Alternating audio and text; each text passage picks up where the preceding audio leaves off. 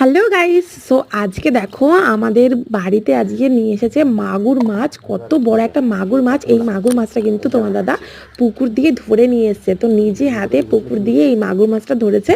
আর মাগুর মাছটা ধরে কিন্তু বাজার থেকে গিয়ে কেটে নিয়ে এসেছে, কারণ আমি কাটতে পারি না, জ্যান্ত মাছ ভীষণ লাফালাফি করে। এমনকি দেখো মাছটা কিন্তু কাটা হয়ে গেছে, তারপরে এখনো পর্যন্ত মাছটা লাফাচ্ছে। দেখতে পাচ্ছ এই সমস্ত মাছ কিন্তু একটু ডুমুর পাতা দিয়ে ঘষে নিলে পরে গায়ের উপরে যে শ্যাওলাগুলো থাকে, জলের শ্যাওলাগুলো পড়ে, সেইগুলো কিন্তু উঠে যায়। কারণ এই মাঝে যেহেতু আঁশ হয় না, তার জন্য শ্যাওলা পড়ে যায়, সেইগুলো কিন্তু উঠে যায়।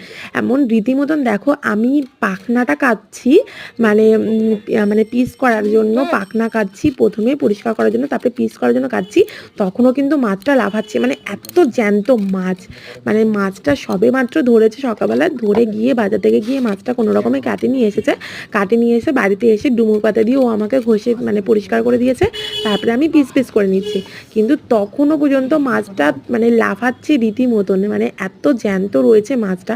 আর কত বড় সাইজের মাগুর মাছ তোমরা দেখতেই পেলে। আমি তো দেখে পুরো ভয় পেয়ে গেছিলাম যে এটা এটা কি, মানে দেখো এখনো পর্যন্ত লাফাচ্ছে, তিরিং তিরিং করে এখনো লাফাচ্ছে। মানে আমি তো পুরো ভয়েতে শক্ত করে, এমনিতে আমি মাছ একদম কাটতে পারি না।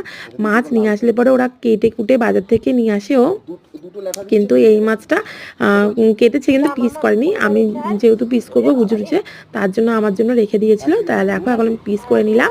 আর মাছটা কিন্তু অনেকটা জ্যান্ত ছিল, আর এই ছোটো ছোটো মাছগুলো তার সাথে পেয়েছিল, মানে পেয়েছিল বলতে ধরেছিল। তা এখন মাছটা আমি ধুয়ে নিচ্ছি।